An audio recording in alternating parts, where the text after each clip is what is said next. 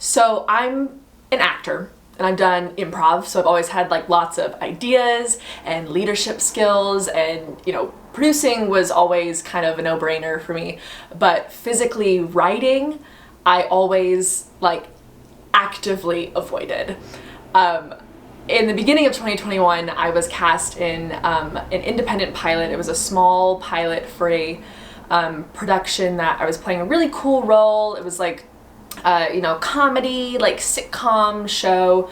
But as we got further into the process, I realized that my character did not have a lot going for her, and she was there to serve all the men in the office. And I was like, I'm not really down with this. And I talked to the creators. I was like, hey, I've actually got all these ideas of how we could flesh out my character, not trying to overstep, but just kind of, like wanting to play a woman who had a lot going for her.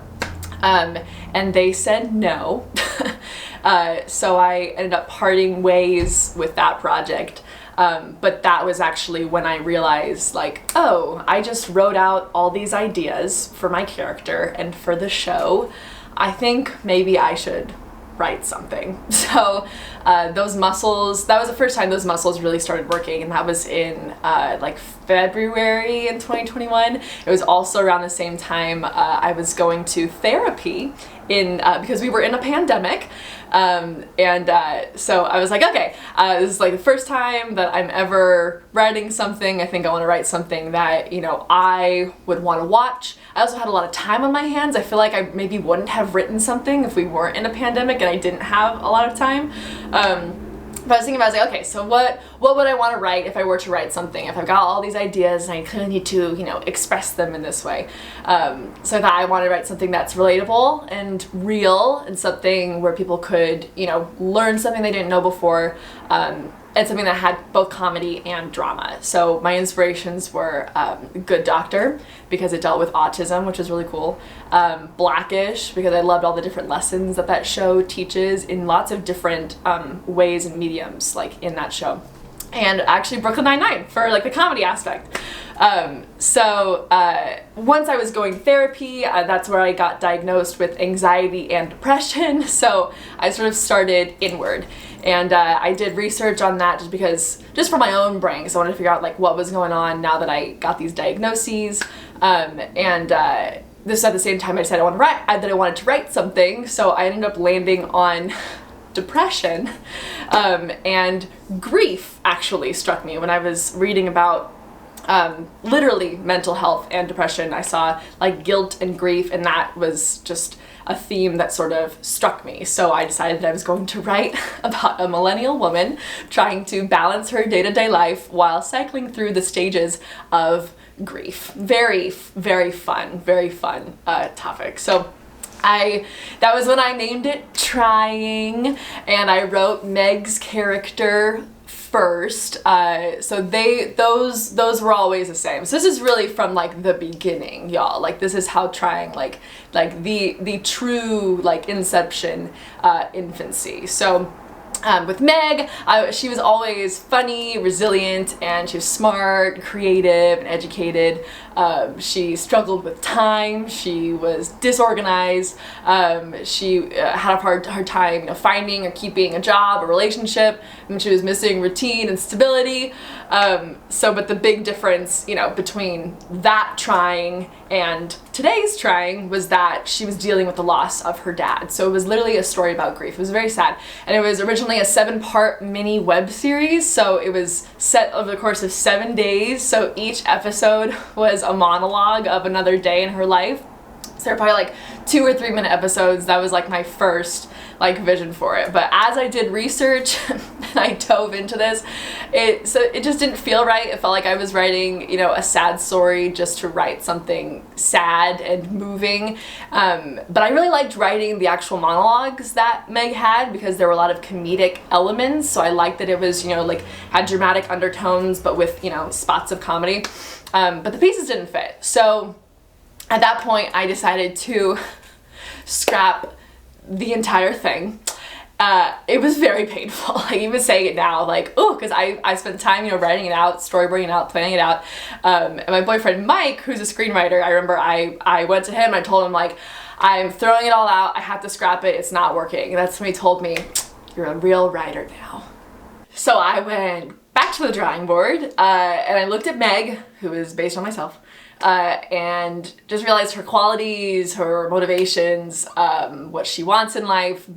I made a list of things, you know, that were my motivators, things that I wanted, and she was going through a quarter life crisis. Yeah, Meg was Meg, and I knew that I wanted it to be based around like mental health, so I continued research on that. So I looked into autism and I learned about OCD and bipolar disorder, and how a lot of these had a lot of comorbid traits. So they were actually very, you know, could have like similar, you know, traits, but obviously were different. And then I found ADHD. So I remember there was a moment where I looked at a list of Meg's traits and I looked at a list of the ADHD traits and I was like, oh my God, Meg has ADHD.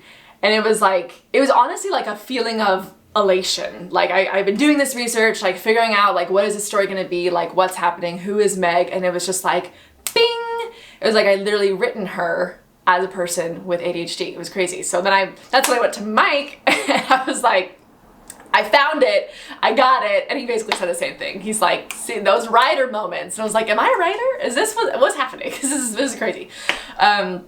So then that was when the journey really began and trying really took off. So I dug deeper and found forums of women who shared their experience with ADHD, so many of who were not diagnosed until they were adults, and they were made to feel that they weren't good enough or they were lazy, and that society and people in their lives were expecting them to operate a certain way and maintain home, work, life balance, you know, all these different things that they felt that they couldn't do right, or they always felt, you know, 1 or 12 like, steps behind.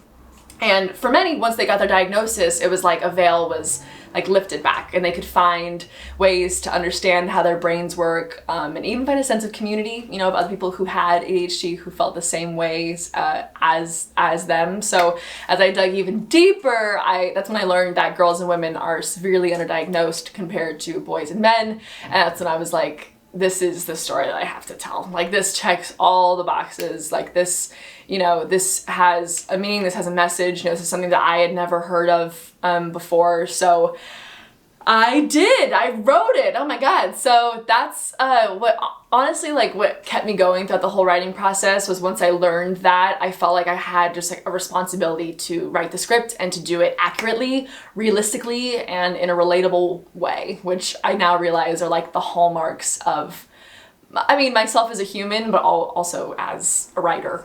So once I realized what I was going to write about, that's when it was time to learn how to write. So I dug into research not only on ADHD, but how to literally write a script. So I like Googled how to format a script. You know, Mike gave me books. I literally was just learning how to write a screenplay and, you know, like shorts versus features and film versus TV, you know, it's all very different. So the script that you see today is very different than what it was at the beginning. If you want to see the script, it should be an email and you can take a look. Not the first drafts, the final draft you can see. The first drafts were rough. Like anyone will tell you, doing anything for the first time, I mean, and especially writing, you know, they were rough. The very first draft of the script, everything was over text, over email, and phone because we were in a pandemic and I wasn't even sure if we were going to be able to shoot it. Meg learned about her diagnosis in the film, was in one draft. There was another draft where there was only one other character in it who was named Tiffany, based on my best friend Tiffany. Hey girl. I don't think you knew that in case you're watching. And so it went through so many different lives and it took many, many drafts before I even showed it to my boyfriend because I knew I was gonna want feedback for this because it was like I need like as many eyes on this as possible to make it the best that it can be. So then I got feedback and, you know, tweaked from there. And then that was when I brought on ADHD consultants, who were fabulous millennial women artists who I paid to give me feedback on the script, based on their experiences. And I talk more about that in the ADHD video. And then I sent drafts out to friends who were writers, directors, and actors. I really just wanted to make sure that no stone was unturned for this script, and made sure that I was doing everything I could to make sure that this was the best story possible. So it was really fun to see too, because there were so many different moments that resonated with different people, because everyone, you know, like has different experiences, but there were a lot of things where I was like, okay, like there are things that are working, like things are fitting together, like I think this is gonna work. Yeah, so writing Meg's character, I'm sure many of you know, we're very similar. She is a Bernie Sanders supporter for sure. She loves monochromatic suits. We love monochromatic suits, and we both drive a 2002 gold Honda Accord. Though I did intentionally write her to be different than myself in the film, because it felt like cheating if it was just me. So I wrote in that she went to college, that she was in a sorority, and that she does Pilates. So very, very different. In hindsight, that was, you know, was that the best thing for story, or was that just a thing that I was doing for myself? I don't know. That's for no one to decide. It doesn't matter. But yeah. So those are some traits of writing Meg's character. And then in writing each scene, I wanted to make sure that we learned something new about Meg. So every scene, honestly, every interaction is truly based on either personal experience, on, you know, research on ADHD, or from the ADHD consultants. And, you know, of course, feedback that we were getting for actual, you know, story purposes. But as far as ADHD goes, you know, she experiences imposter syndrome to, you know, being emotionally sensitive. She's creative and she's a problem solver. Meg's monologues in both the AAA scene and then the interview scene with Mrs. Hazel both talk about being misunderstood as a child and how she was perceived by the outside world, by adults as a girl with ADHD, whether they knew she had ADHD or not. Meg was diagnosed at 21, by the way, so she was diagnosed as an adult. And Meg drinks coffee, which can boost the brain's production of dopamine, which controls the ability to focus and maintain concentration, which is common for people with ADHD. But it you know, isn't in everyone. That is just specific to Meg. It's very important to know that each person with ADHD is different. You know, it's not one size fits all. So truly, this story is, you know, Meg's story. But I think a lot of people have found a lot of ways to relate to it. Yeah, and then like her being on edge or feeling like she has to mask or calculate when she's speaking with neurotypical adults versus being relaxed and free and more herself when speaking with a child or her mom. Spoiler alert, Meg's mom has ADHD. And her mom is also named Lorraine based on Marty McFly's mother in Back to the Future, because I'm a giant dork. And ADHD is genetic. So if you have a parent that has it, you are 50% more likely, or 50% likely to genetically inherit it from your parent. And Meg's mom had her as a teenager, which also statistically higher your chances of being born with ADHD. So lots of connections there. And you can watch the ADHD video. Yes, thank you. Thank you. We're shooting behind the scenes here. And that was actually probably my favorite scene to write between Meg and her mom because of the millennial jabs. Because they were basically just jabs at myself. Most of this film was just like jabs at myself. So that was fun. And the scenes that changed the most from, you know, day one to shoot day were definitely the opening scene, because there were so many elements to it, and you can watch the like creators commentary video that I do where I go through the film just to hear more about that and see what was going on with that, because that opening scene was like a beast to write and to shoot. And then the other scene that changed the most, surprisingly, was actually the AAA scene. I think just because of the comedy of it and the length of it, I was changing punchlines constantly. At one point there was a joke about Beyonce and a pineapple. I don't even remember where it went, but I just knew that I wanted it to be punchy and I wanted it to be, you know, funny, but also it couldn't be like 8 minutes long because, you know, there were plot points, but, you know, we needed to keep things moving. But I really wanted to get that like dry, awkward feel, like Napoleon Dynamite was kind of my inspiration. I'm obsessed with that movie. So I wrote and rewrote that scene all the way up until shooting day, literally. And then we still improvised on the day. Like you couldn't stop us. And then we still, you know, edited it, you know, differently in the final cut. It was crazy. I also did a ton of research on geese and swans for that scene. I was very proud of the Natalie Portman line, which was a Black Swan reference for anyone who didn't get it. And if you didn't get it, that's actor Sam's fault, not writer Sam's fault. And then in that scene, Meg's monologue about the swan painting was about her dad, of course, who Meg did not lose. He is not dead like in the first version of the script, but he's just not in the picture. Meg's parents are divorced. But the swan boats that the swan paddle boats that she talks about in the story are the paddle boats from Echo Park Lake. And you can learn more about the paintings in the ADHD video as well, and all the significance of all the different artwork in the film, which was super important to me. And the script was actually set in Echo Park. Geographically and demographically, it made the most sense. It's where Meg actually grew up and she moved back to after college. So, and I wrote the script to try to be conscious of money. So I wanted it to be fairly cheap. So we shot, of course, inside my car, inside, you know, simpler locations like an apartment, lobby, you know, office, phone and FaceTime calls, you know, while I was writing. I wasn't sure if I should write in a child to the script because that meant that we would need to find a child who could play the part. But I did. I figured we needed to see Meg with a kid. You know, she's going in for this art teacher position. Like, we gotta see that she's at least good with kids for a second. And the Devon scene was really fun to write. It was actually the scene that never changed in the script. Like, once I decided what it was gonna be, I wrote it and it was like one and done. Always stayed the same, always got good feedback. It reminded me of like New Girl. I think the teacher aspect, like that always kind of resonated with me for that.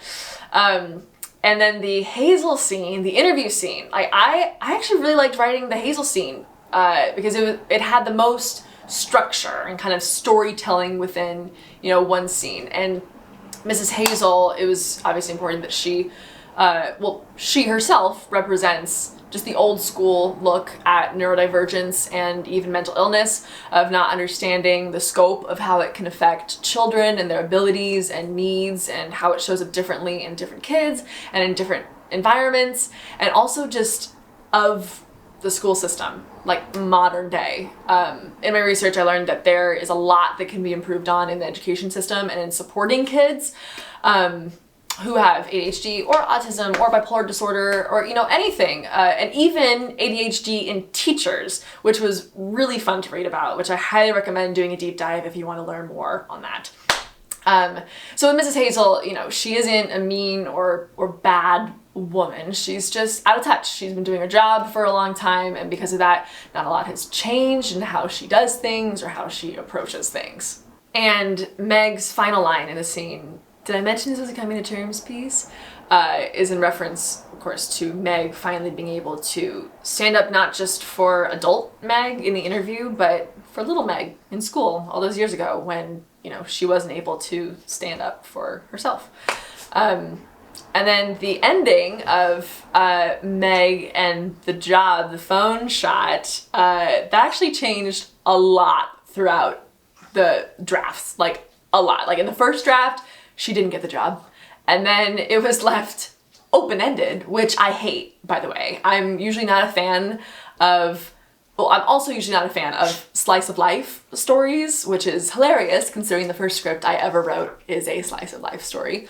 And then she did get the job, but some people read the script and they didn't get it. And then one person, I had one hater who was like, nothing happens in the script and there wasn't an ending and I didn't like it. And I was like, Okay, so then, you know, of course, I landed on Meg did get the job, and I made it very clear that she did. But still in the cut today, or in the film, there are people who don't read very fast and are like, did she get it? Did Meg, did she get the job? I'm like, oh my god. So, I mean, that shot was intentional though, because I wanted you to be able to read it just enough so you could see that it was, you know, a yes, and then boom, into those credits with that dope music. So, yeah, that's it. I mean, from inception to shooting, it took 4 months to write the script, and I'm really proud of it, honestly. I never thought I would say that or like do anything like this, but I'm really glad that I did.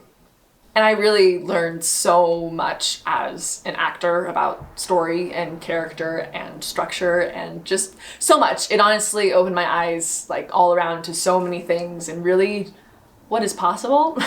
I got a couple little ideas swimming around, you know, for the next one, so we'll see what happens. Or I don't know, everyone's talking about a sequel, so who knows? We'll see. Stay tuned.